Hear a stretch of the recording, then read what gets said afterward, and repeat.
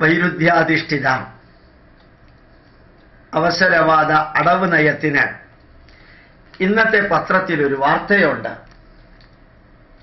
വിധി നടപ്പാക്കാത്തത് എന്ത്? ചോദിച്ചത് BJP പ്രസിഡന്റും RSSന്റെ സർസംഘചാലകുമല്ല.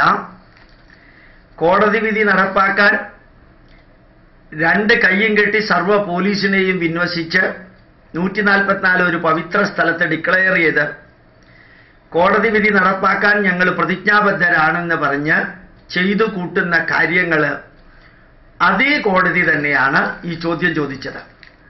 ശബരിമല വിഷയം പരോക്ഷമായി ചൂണ്ടിക്കാട്ടി സർക്കാരിന് വിമർശനം.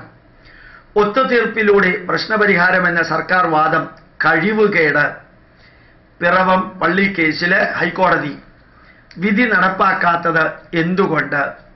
വൻ പോലീസ് സന്നാഹം ഒരുക്കിയും നിരോധനാജ്ഞ പ്രഖ്യാപിച്ചും ചില കേസുകളിൽ സുപ്രീം കോടതി വിധി നടപ്പാക്കാൻ ശ്രമിക്കുന്ന സർക്കാർ പിറവം പള്ളി കേസിൽ എന്തുകൊണ്ടാണ് വിധി നടപ്പാക്കാത്തതെന്ന് ഹൈക്കോടതി. BJPക്കാർ ചോദിച്ചതല്ല, RSSകാർ ചോദിച്ചതല്ല, ബജരംഗ ദളുകാർ ചോദിച്ചതല്ല, NSS ചോദിച്ചതല്ല, SNDP ഇപ്പം അത് ചോദിക്കില്ല. SNDPയിലെ സെക്രട്ടറി ചോദിക്കില്ല, SNDPക്കാർ ചോദിക്കും. പക്ഷേ ചോദിച്ചത് ഹൈക്കോടതിയാണ്, കോടതി തന്നെയാണ് ചോദിച്ചത്. ഒത്തുതീർപ്പിലൂടെ പ്രശ്നപരിഹാരത്തിന് ശ്രമിക്കുന്നു എന്ന അഡ്വക്കേറ്റ് ജനറലിന്റെ വാദം കോടതി വിധി നടപ്പാക്കുന്നതിൽ സർക്കാരിനുള്ള കഴിവുകേടാണ് പ്രഥമദൃഷ്ട്യാ വ്യക്തമാക്കുന്നതെന്ന് ഡിവിഷൻ ബെഞ്ച് കുറ്റപ്പെടുത്തി. ഒത്തുതീർപ്പ് എന്ന വലിയൊരു വാക്ക് ഉപയോഗിക്കുമ്പോൾ കോടതി അതെങ്ങനെ അംഗീകരിക്കുമെന്ന് വിചാരിച്ചു കാണും. ശബരിമലയിലെ സർക്കാർ ഇടപെടൽ പരോക്ഷമായി സൂചിപ്പിച്ചാണ് കോടതിയുടെ വിമർശനം. പിറവം സെന്റ് മേരീസ് പള്ളി കേസിൽ സുപ്രീം കോടതി വിധി നടപ്പാക്കണമെന്നാവശ്യപ്പെട്ട് പള്ളി വികാരി ഉൾപ്പെടെ നൽകിയ ഹർജികൾ justice PR Ramachandra Menon, justice Devan Ramachandran എന്നിവരുൾപ്പെടെ ഡിവിഷൻ ബെഞ്ചാണ് പരിഗണിക്കുന്നത്.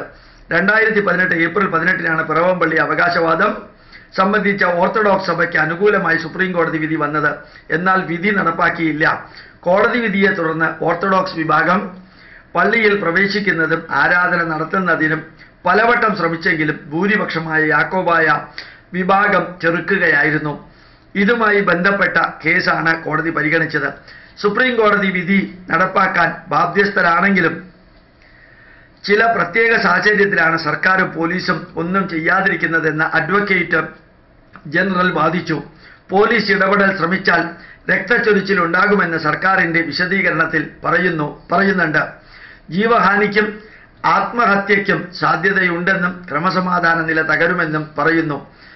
ഇത് ഒഴിവാക്കാൻ കോടതിക്ക് പുറത്ത് ഒത്തുതീർപ്പിനാണ് ശ്രമിക്കുന്നതെന്നും വിശദീകരണമുണ്ട്. ഹൈക്കോടതി നിർദ്ദേശിച്ചാൽ പോലീസിനെ ഉപയോഗിച്ച് വിധി നടപ്പാക്കാമെന്ന് സർക്കാർ, അല്ലെങ്കിൽ സമാധാനപരമായ ഒത്തുതീർപ്പിന് കൂടുതൽ സമയം വേണമെന്ന് അഡ്വക്കേറ്റ് ജനറൽ കോടതിയെ അറിയിച്ചു. ഒത്തുതീർപ്പ് എന്നതിൽ ഉറച്ചു നിൽക്കുമോ എന്ന ചോദിച്ച കോടതി വിധി അനുസരിച്ച് നിയമപരമായി പെരുമാറുമോ എന്ന് തീരുമാനിക്കാൻ സർക്കാരിന് ഒരവസരം നൽകുകയാണെന്ന് പറഞ്ഞു. കോടതിയുടെ ചോദ്യങ്ങൾ മറുപടി നൽകാൻ 2 ആഴ്ച സമയം അനുവദിച്ച് ഹർജികൾ ഡിസംബർ 11 മാറ്റി. ചോദ്യത്തിന് അർത്ഥമുണ്ട്. ജഡ്ജിമാരും ധന്യരായി പത്രമാധ്യമങ്ങളിലൂടെ ശബരിമലയിൽ നടക്കുന്നത് എന്താണെന്ന് കൃത്യമായിട്ട് അറിയുന്നതിൽ അത്യധികം ആഹ്ലാദമുണ്ട്.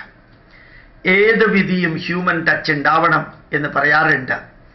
ഏത് നടപടിക്കും ഹ്യൂമൻ ടച്ച് ഉണ്ടാകണം. കാരണം മനുഷ്യന് വേണ്ടിയാണ് നിയമങ്ങൾ, നിയമത്തിന് വേണ്ടിയല്ല മനുഷ്യൻ. അതുകൊണ്ട് ഈ ശബരിമലയുടെ കാര്യം മനസ്സിൽ വെച്ചുകൊണ്ട് തന്നെ കോടതി ഇങ്ങനെ പറഞ്ഞു. ഇനി ശബരിമലയെ കാര്യത്തെക്കുറിച്ച് കോടതി പറഞ്ഞത് പിന്നീട് പറയാം. പ്രണാമം.